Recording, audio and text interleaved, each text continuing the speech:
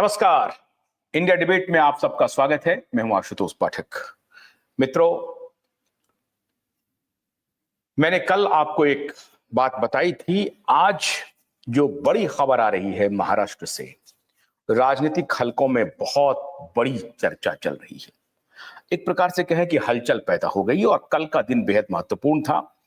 हम लोग भी इंतजार में बैठे थे कि कल अदालत में क्या क्या होता है, और जिसकी आशंका हम सबको थी। बहुत सारे हमारे दर्शक कह रहे थे कि सरकार का इस पूरे प्रकरण में क्या रवैया है, वो क्या रुख रख रही है, एफआईआर का रजिस्ट्रेशन नहीं हुआ है, आखिर सरकार चाहती क्या है। तो हम लोग भी एक प्रकार से पसोपेश में थे कि सरकार आखिर किस दिशा में इस पूरे मुहिम को ले जाना चाहती है, सरकार क्यों नहीं हम लोगों के साथ खड़ी हो रही है। और इसलिए लगातार हम लोग ये कोशिश कर रहे थे कि सरकार के तरफ से कुछ ना कुछ बात आए। हालांकि आपको याद होगा कि जब दिशा सालियान के पिता ने अदालत में एफिडेविट फाइल किया अपने वकील के माध्यम से, उसके बाद से विधानसभा में काफी हंगामा हुआ और विधानसभा में सरकार को बयान देना पड़ गया। और डिप्टी होम मिनिस्टर ने on the floor of the house आकर के कहा कि जो कुछ भी दिशा सालियान के फादर ने एप्लीकेशन दिया है, पहले तो अदालत में और उसके बाद जो एप्लीकेशन दिया गया है मुंबई पुलिस कमिश्नर को, हम लोग उसकी पूरी जांच कराएंगे। ये उनका ऑफिशियल स्टेटमेंट था on the floor of the house. लेकिन उसके बाद फिर ये कयास लगाया जाने लगा कि अगर सरकार ने ये बात कह दी है कि हम दिशा सालियान के पिता के हर चीज को मानते हैं और उसकी हम पूरी तरह से जांच करवाएंगे, तो आखिर कौन उन्हें है जो मुंबई पुलिस कमिश्नर को एफआईआर रजिस्टर करने से रोक रहा है। क्या कारण है कि मुंबई पुलिस दिशा सालियान के पिता के एप्लीकेशन के बाद भी एफआईआर को रजिस्टर नहीं कर रही है। Register in the sense, FIR तो वो है, पहले ही दिन हमने बताया था आपको, लेकिन जो तकनीकी पक्ष है कि केस नंबर मिले, उसमें क्राइम नंबर मिल जाए, एफआईआर रजिस्टर हो जाए, उसका एक प्रोफार्मा होता है, उसमें क्यों नहीं तब्दील हो रहा है उनका एप्लीकेशन। और यह सवाल बेहद महत्वपूर्ण सवाल था, जिसको लेकर के कि हम लोग आशंकित थे कि आखिर सरकार चाहती क्या है। लेकिन कल सरकार सत्य के साथ खड़ी हो गई। पहली जो विजय हुई हम लोगों की, हमने आपको पहले बताया था कि पहले अदालत में हम लोगों के तरफ से यही दलील दी जाएगी कि जिस बेंच में इसकी सुनवाई लगी है उस बेंच पर भरोसा नहीं है। वर्बेटम ये नहीं कहा गया, लेकिन तात्पर्य यही था कि उस बेंच में, जिस बेंच में ये सुनवाई लगी है, उस पे भरोसा नहीं है। कितने तिकड़म होते हैं मित्रों। इतनी लड़ाई के बाद भी जिनके ऊपर आरोप है, वो आरोपी अपने तिकड़म से बाज नहीं आ रहे और अपने लाइक माइंडेड जुडिशियल बेंच में उन्होंने उसके बाद भी कोशिश की कि ये मामला उनके बेंच में चली जाए और कुछ टाल मटोल की नीति अपनाई जाए। देखिए, कोई भी बेंच हो अदालत में, जो दिशा सालियान के पिता का प्रेयर है, उस प्रेयर को दुनिया की कोई अदालत अंडू नहीं कर सकती है, अवॉइड नहीं कर सकती है, उसको बिना उसका कॉग्निजेंस लिए हुए रह नहीं सकती है दुनिया की कोई भी अदालत। फिर भी आशंका थी कि जिस प्रकार से रिया चक्रवर्ती को क्वेश्चन किया गया, हालांकि उसमें कानूनी आधार था क्योंकि सीबीआई ने कभी प्रोटेस्ट नहीं किया, सीबीआई ने कभी उसको कस्टडी में लिया नहीं। प्रोटेस्ट तो किया क्वेस का, लेकिन सीबीआई ने कभी कस्टडी में लिया नहीं। तो रिया चक्रवर्ती के क्वेस के लिए एक आर्गुमेंट था जिस आर्गुमेंट पर कोर्ट ने केस बिल्ड किया और उसे क्वेश कर दिया। और अब तो क्लोजर रिपोर्ट आने के बाद वो सत्यमेव जयते का राग जप रही है। अभी सारे सत्यमेव जयते की पोल खुलने वाली है। सत्यमेव जयते तो होगा, लेकिन तुम्हारा सत्य नहीं, जो सत्य है वही सत्य जीतेगा। तुम्हारे और तुम्हारे भाई के तरफ से जो बना रहे हो सत्य, वो सत्य चलने वाला नहीं है। तो पहले अदालत में जो बात रखी गई थी कि हमको इस पर भरोसा नहीं है, जस्टिस रेवती मोइरे जो हैं उनके बेंच के ऊपर और उनके जो और दूसरे मेंबर थे उस बेंच में भरोसा नहीं है, क्योंकि उनका रिलेशन एनसीपी के एक नेता के से उनका बताया जाता है और एनसीपी उद्धव शिवसेना अलायंस में है, कांग्रेस अलायंस पार्टनर है। इसीलिए ये आशंका थी और उनसे दलील दी गई कि इसका तबादला कर दिया जाए और वो तबादला कर दिया गया और आज और कल में हमें डेट भी मिल जाएंगे और वो भी हम आपको उसकी भी जानकारी देंगे। क्राइम अगेंस्ट वुमेन जो होता है उसके लिए जो स्पेशल बेंच है, उस बेंच में संभवतः यह मामला जाएगा, जिसका हमने हवाला कल ही दिया था, कल जाएगा। ये तो हो गई पहली जीत। अब दूसरी जीत, सबसे बड़ी जीत, जिसके लिए हमने कहा कि सरकार आज सत्य के साथ खड़ी हो गई है। सरकार ने एक तरफ तो on the floor of the house कहा, उनके होम मिनिस्टर ने कहा कि दिशा सालियान के पिता के एप्लीकेशन की जितनी बातें हैं उसको सरकार ने संज्ञान में ले लिया है। सरकार ने संज्ञान में ले लिया है मतलब अगर दिशा सालियान के पिता एफिडेविट में कह रहे हैं कि हमारी बेटी के साथ गैंगरेप हुआ है, उसकी हत्या हुई है, वो सुसाइड नहीं कर सकती है, तो इसका मतलब सरकार कह रही है कि हां, हम आपकी इस बात को संज्ञान में ले लिए हैं। दिशा सालियान के पिता एफिडेविट में कह रहे हैं कि उद्धव ठाकरे के पुत्र आदित्य ठाकरे जो उस वक्त मंत्री थे, सूरज पंचोली, डिनो मौर्य, इन सबको कस्टडी में लेकर के पूछताछ की जाए। तो इस पर भी सरकार कह रही है कि इसका भी हमने संज्ञान ले लिया है। अगर दिशा सालियान के फादर का एप्लीकेशन ये कह रहा है कि नारकोटिक्स डिपार्टमेंट की जो जांच हुई है उसके रिपोर्ट को पटल पर लाया जाए, तो सरकार कह रही है कि बिल्कुल सही है, आपके इस प्रेयर को भी हमने स्वीकार कर लिया है। अगर दिशा सालियान के पिता का एफिडेविट यह कह रहा है कि इस पूरे प्रकरण में फैक्ट्स को तोड़ा गया, मरोड़ा गया और हमारे पुत्री के जो साथी थे रोहन रॉय और उनके जो साथी हैं उनकी भूमिका बेहद संदिग्ध है हमारी पुत्री की मौत में, तो इसे भी सरकार ने संज्ञान में ले लिया है। दिशा सालियान के पिता के एफिडेविट में यह भी जिक्र है कि दिशा सालियान की मृत्यु का सीधा संबंध सुशांत सिंह राजपूत के मृत्यु से है, तो इसे भी सरकार कह रही है कि यह भी सरकार ने संज्ञान में ले लिया है। इन सारे बिंदुओं को सरकार ने कहा कि वर्बेटम दिशा सालियान के पिता के प्रेयर को सरकार ने ले लिया है संज्ञान में, कॉग्निजेंस सरकार ने ले लिया है। इसका क्या मतलब हुआ? इसका मतलब हुआ कि सरकार ने अगर किसी एप्लीकेशन का कॉग्निजेंस लिया है तो उस कॉग्निजेंस का प्रतिफल क्या होगा, उसका जो फॉल आउट होगा वो होगा इन्वेस्टिगेशन में। अब इन्वेस्टिगेशन की प्रक्रिया क्या हो सकती है? इन्वेस्टिगेशन की प्रक्रिया तो पहली प्रक्रिया यह होनी चाहिए थी कि मुंबई पुलिस कमिश्नर के पास जब यह एप्लीकेशन गया तो सरकार कह रही कि हम संज्ञान में लिए हैं, तो मुंबई पुलिस कमिश्नर हिल नहीं रही है। तो यह शंका पैदा हो रही थी, शंका पैदा हो रही थी कि मुंबई पुलिस कमिश्नर हिल क्यों नहीं रही है। हिल इसलिए नहीं रही है कि इन दोनों बाप बेटे को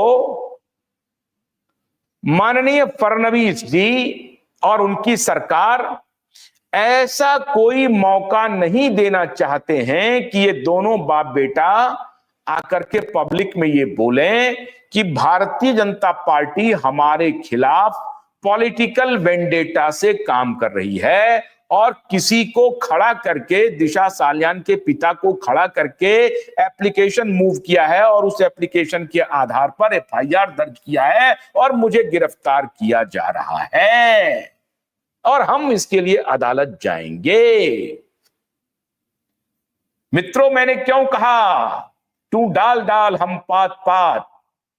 तो सरकार पर थोड़ा भरोसा रखिए, भरोसा रखिए। ये जो क्लिफ हैंगर है ना, ये क्लिफ हैंगर बना हुआ है अभी।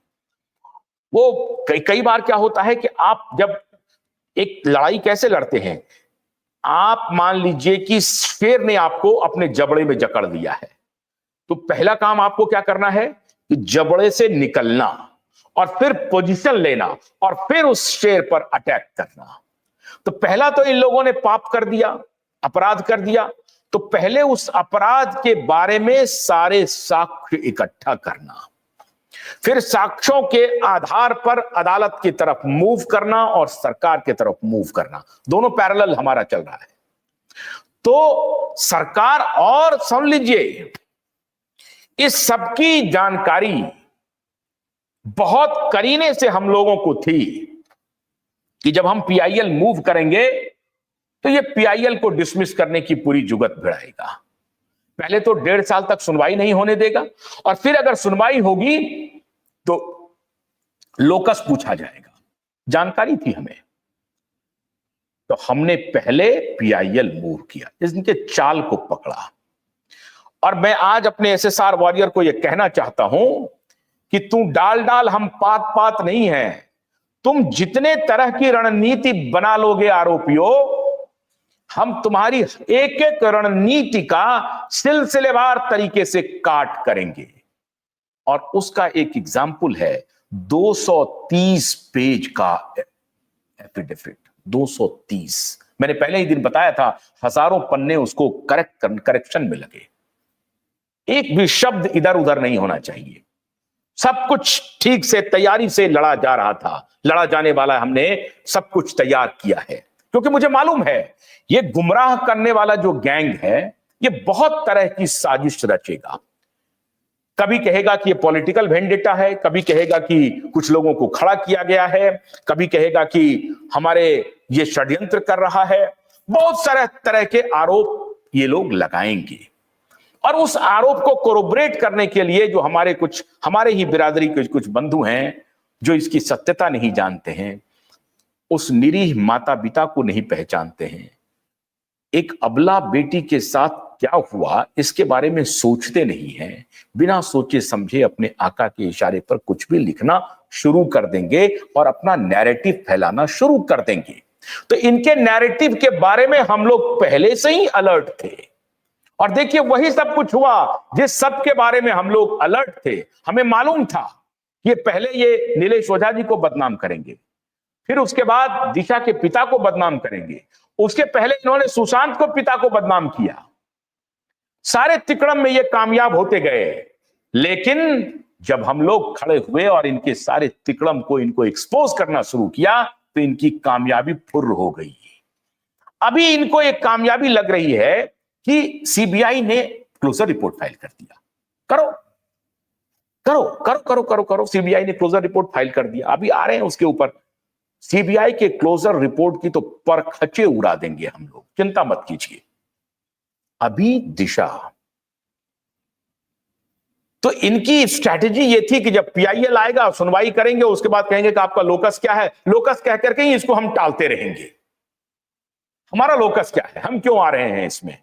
दिशा के पिता तो आ नहीं रहे हैं, सुशांत के पिता तो आ नहीं रहे हैं, सुशांत की फैमिली वाले तो आ नहीं रहे हैं, आप कौन है? खामखा, ये खामखा कहने की स्ट्रैटेजी बन रही थी इनकी, हमको मालूम था।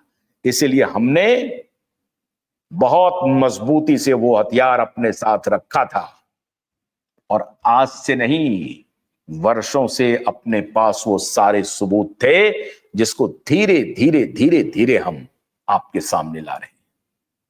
पहले पीआईएल लगाया, हमें मालूम था ये लोकस पुछवाएगा, हीला हवाली करेगा। फिर दिशा के पिता आए और दिशा के पिता के आने के बाद इनकी घिघी बंध गई।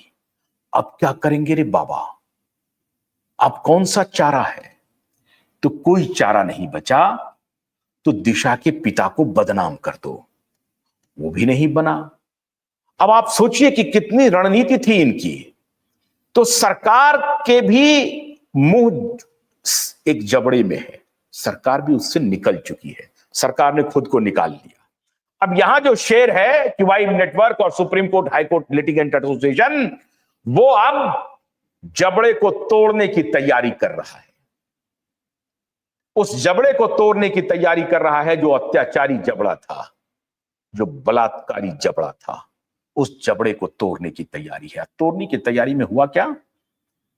सरकार ने पहले तो कहा कि आपके सारे एफिडेविट में जितने भी तथ्य हैं उसका संज्ञान हमने लिया है, उसका कॉग्निजेंस लिया है, उस पर कार्रवाई होगी और एसआईटी को निर्देश भी दे दिया। क्योंकि एसआईटी गठित है, इन्होंने कैसा शुरू किया कि वो पुलिस की एक क्लोजर रिपोर्ट थी उसके हवाले से फैलाया, झूठ फैलाने की कोशिश की, जिस क्लोजर रिपोर्ट को एसआईटी ने उठा करके समंदर में फेंक दिया।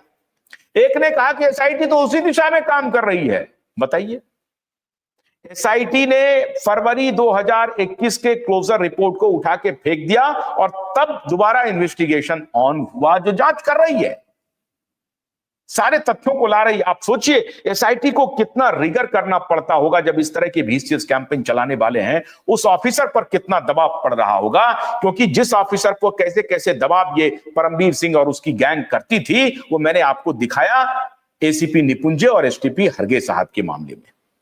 दोनों हमारे चैनल पर आकर के आपको बता चुके हैं कि किस प्रकार से ये लोग षड्यंत्र करते हैं, दबाव बनाते हैं, डराते हैं, रास्ते से हटाते हैं, मर्डर को सुसाइड दिखलाते हैं। इस तरह की पूरी तैयारी इनकी रहती है। तो एसआईटी को भी बरगलाने में लग गया होगा एक पूरा कुनबा, लेकिन उसके बाद भी एसआईटी काम कर रही है। आप धैर्य से रहिए।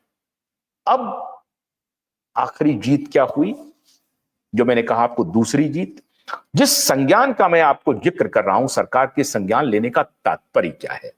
या तो वो एफआईआर रजिस्टर करके अरेस्ट करती आदित्य ठाकरे को, उसके टेस्ट के लिए जाती, सूरज पंचोली, डिनो मौर्य, आदित्य ठाकरे इन वगैरह सबको अरेस्ट करती।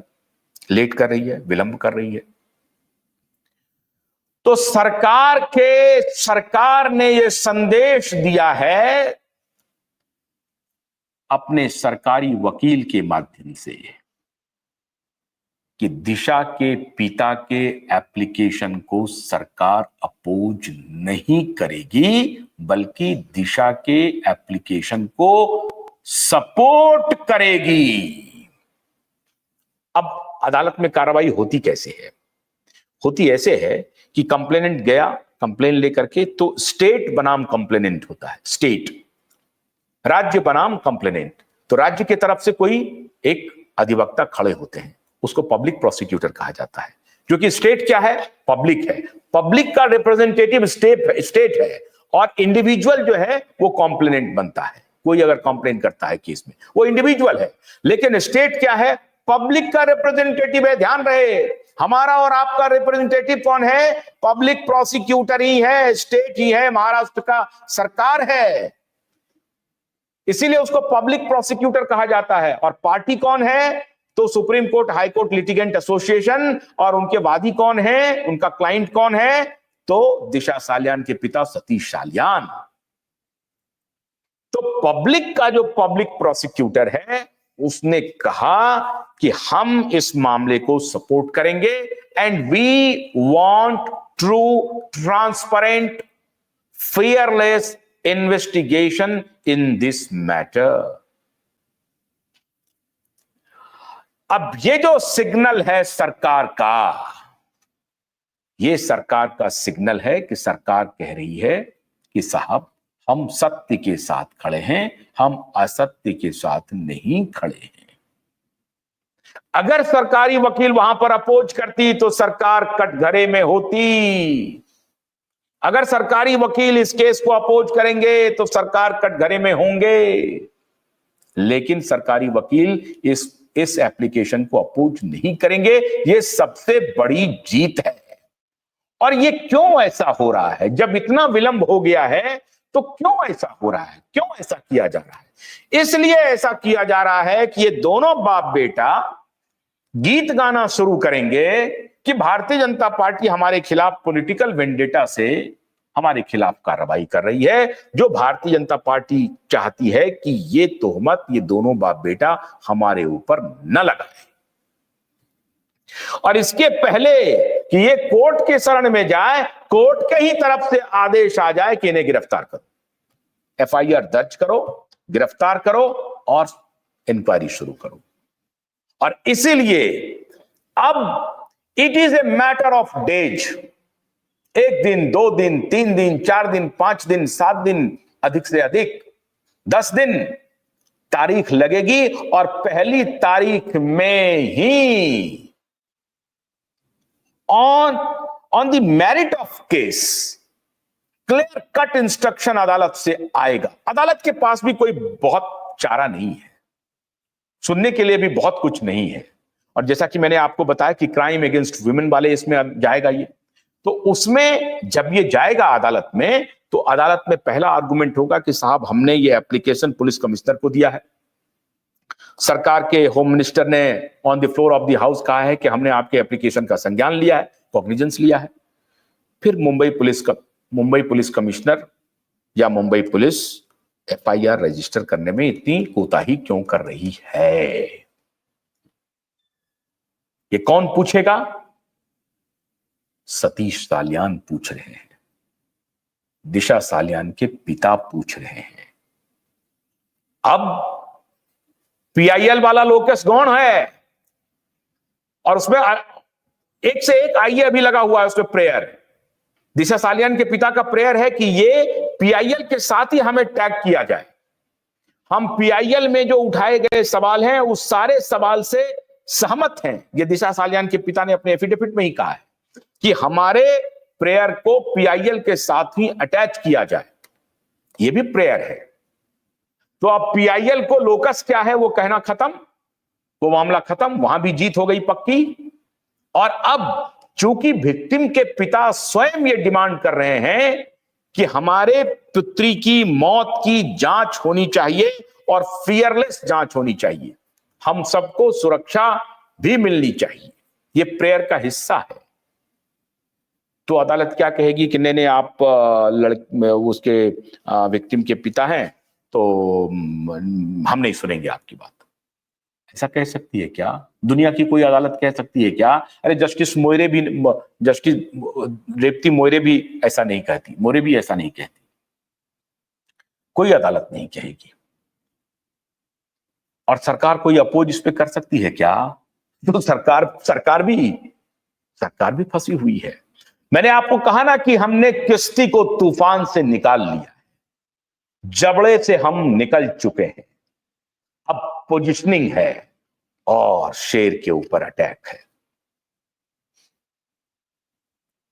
जो किश्ती को उन्होंने डुबाने की कोशिश की थी तूफान में, झूठ के तूफान में, फ्रॉड के तूफान में, षड्यंत्र के तूफान में, उन षड्यंत्र, झूठ, फ्रॉड के तूफान से हमने किश्ती को सच के हाईवे पे लाके खड़ा कर दिया है और वो अपने ऑटोमेटिक गियर में अब आ गया है। उसके सामने अब कुछ नहीं, कोई रेड लाइट भी नहीं, कोई red light, there is no red light. अब वो सच का जो हाईवे है ना, वो इतनी तेजी से दौड़ रहा है कि वो अपने मंजिल तक पहुंचकर ही रहेगा। There is no hurdle on the highway of truth, there is no hurdle at all. अब कोई हर्डल नहीं है और तेजी से सच का जो गाड़ी है वो बढ़ते जा रहा है, उसको रोकने वाला कोई नहीं है। व्हिसिल ब्लोअर ने ऐसा व्हिसिल बजाया है कि गाड़ी बड़ी रफ्तार से चल रही है, उसको रोकना मुश्किल है, कोई रेड लाइट नहीं रोक पाएगा। तो अदालत भी नहीं मुकर सकती है, सरकार भी अपोज नहीं कर सकती है, और जब अदालत फरमान देगी तो मुंबई पुलिस भी नहीं मुकर सकती है। फिर जांच होगी और जब जांच होगी तो अरेस्ट अवश्यंभावी है। पहला प्रेयर यही है कि आदित्य ठाकरे का कस्टोडियल इंक्वायरी हो, नार्को टेस्ट हो, सूरज पंचोली का, मौर्य का नार्को टेस्ट हो, कस्टोडियल इंक्वायरी हो। छुट्टा घूम रहे हैं, ये इंक्वायरी नहीं चलेगा। तब शायद ये दोनों पिता पुत्र ये आर्गुमेंट नहीं कर पाएंगे, प्रेस कॉन्फ्रेंस करके झूठ नहीं फैला पाएंगे, अपने बिके हुए कुछ दलाल पत्रकारों के सहारे ये नहीं फैला पाएंगे कि भारतीय जनता पार्टी ने मेरे खिलाफ षड्यंत्र किया है। और तब भारतीय जनता पार्टी और मुख्यमंत्री जी कहेंगे कि इसमें मेरी कोई भूमिका नहीं है। साहब देखिए, मुझे तो एप्लीकेशन आया था, मैंने तो एफआईआर भी दर्ज नहीं किया, मैंने तो दोस्ती का निर्वाह किया। अब ये अदालत का आदेश है, इस आदेश को मैं कैसे नहीं मानूंगा? मैं आपको पूरी स्टोरी खोल के ही रख दिया हूं, जो भी स्टोरी है ना आपके सामने रख दिया हूं। मेरा ये काम है आपको बताना, मेरा ये काम है, ताकि आप विचलित ना हो, ताकि आप हौसला ना खोएं, ताकि आपको भरोसा हो कि हमने जब तूफान से किश्ती को निकाला है तो हम किश्ती को, उन लहरों को झेलते हुए समंदर पार भी करेंगे, दरिया पार भी करेंगे। तूफान से निकले, अभी भी लहरें चल रही है छोटी मोटी, लेकिन वो टाइड नहीं है, वो ज्वार भाटा नहीं है, वो समंदर का उतना बड़ा थपेड़ा नहीं है, वो ज्वार भाटा नहीं है। हल्की लहरें चल रही हैं, झूठ की लहरें चल रही हैं कि मेरे खिलाफ षड्यंत्र है, मेरे खिलाफ पॉलिटिकल वेंडेटा है। कुछ लोग एक देश के भावी नेता को तहस नहस करना चाहते हैं, देश के कर्णधार को तहस नहस करना चाहते हैं। ऐसा कर्णधार, आदित्य ठाकरे जैसा कर्णधार, जो बहुत बड़ा स्कॉलर है, इकोनॉमिक्स में उन्होंने कमाल का पीएचडी लिखा है बाबा साहब अंबेडकर की तरह, फिजिक्स का तो कमाल है, बहुत बड़ा एस्ट्रोनॉट है। अरे एक फिजिसिस्ट को तो तुम लोगों ने रास्ते से हटा दिया, वो ब्रिलियंट है। आज अब से कुछ देर बाद मैं उनके भी बारे में एक बहुत स्टोरी ला रहा हूं, आपको दिखाने वाला हूं। एक बहुत बड़ा एस्ट्रोनॉट है, बहुत बड़ा पॉलिटोलॉजिस्ट है, पॉलिटिकल साइंटिस्ट है आदित्य ठाकरे।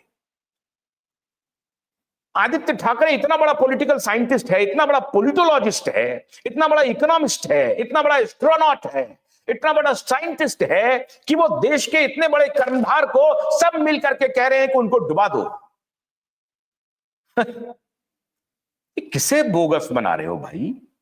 एक किसे झूठ का लहर फैलाने की कोशिश कर रहे हो? तुम्हारी झूठ में कोई फंसने वाला नहीं है। तुम्हें डिटेल देने पड़ेंगे नाइट आउट के डिटेल देने पड़ेंगे कि इन 4 लफाड़ियों के साथ क्या करते हो। लफाड़ी है ये, लफाड़ी, और डंके की चोट पर क्यूआई नेटवर्क कह रहा है लफाड़ी।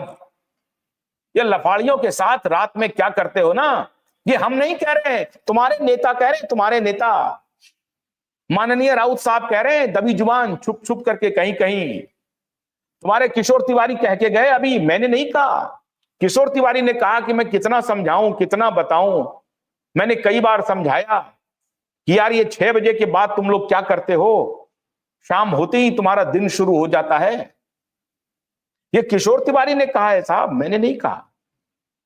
ये संजय राउत भी दबी जुबान बोलते रहते हैं सबको कि मैंने कई बार इनको समझाने की कोशिश की। और तो और छोड़िए, ये चर्चा है कि संजय राउत भी कहते रहते हैं, किशोर तिवारी कह ही रहे हैं। वो तो हमारे चैनल पर आकर के बोल के गए, क्या बताएं, वो तो हमारे चैनल पर बोल के गए कि साहब ये काम हो गया। उसके बाद मैंने कई पुलिस ऑफिसर को फोन करके ये मैनेज करने की कोशिश की, नहीं तो उसी दिन इसको अरेस्ट कर लिया जाता। अब किशोर तिवारी मैनेज कर रहे थे कि परमवीर सिंह कर रहे थे, अब ये किशोर तिवारी ही बताएंगे साहब। सच तो किशोर तिवारी ही बताएंगे। खबर यह है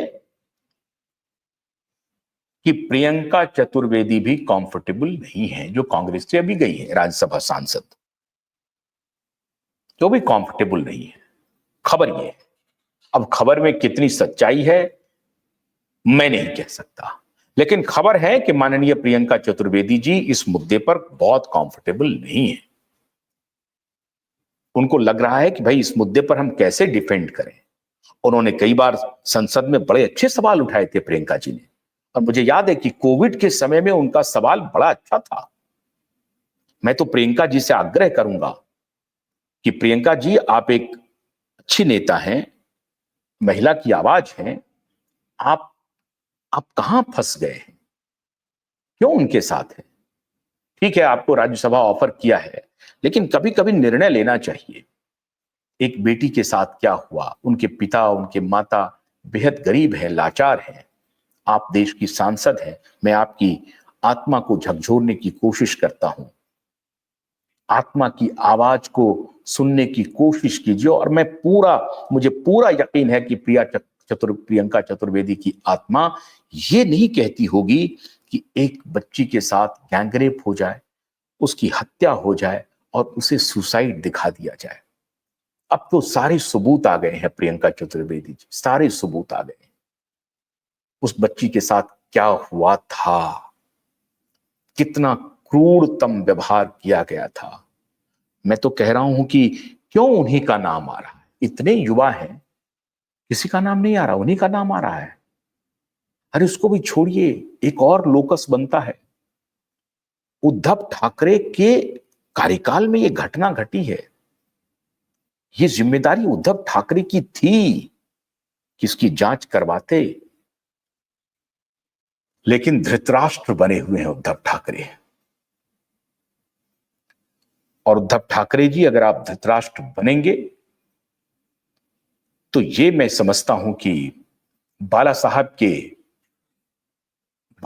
के परिवार में इस तरह से बात हो रही है, बहुत दुखद है।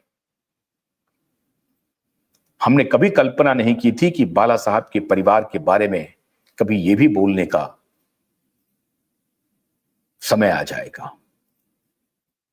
मैं आज भी उद्धव ठाकरे से अपील करता हूं कि आप अपने पुत्र के करतूत को मत छिपाइए।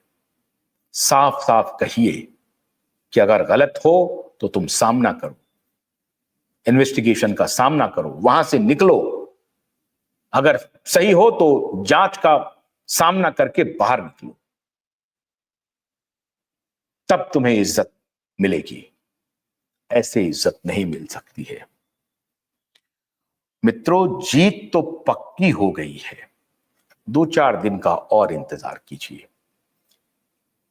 तो पहली जीत, अदालत का बेंच बदला गया। दूसरी जीत, सरकार अब खड़ी है हमारे साथ, कह रही है कि हम अदालत में इस प्रेयर को सपोर्ट करेंगे। और तीसरी जीत, by hook and by any means, न तो सरकार भाग सकती है, ना पुलिस भाग सकती है, ना अदालत भाग सकती है। ऐसे जगह पे हमने मुकदमे को लाके खड़ा कर दिया है।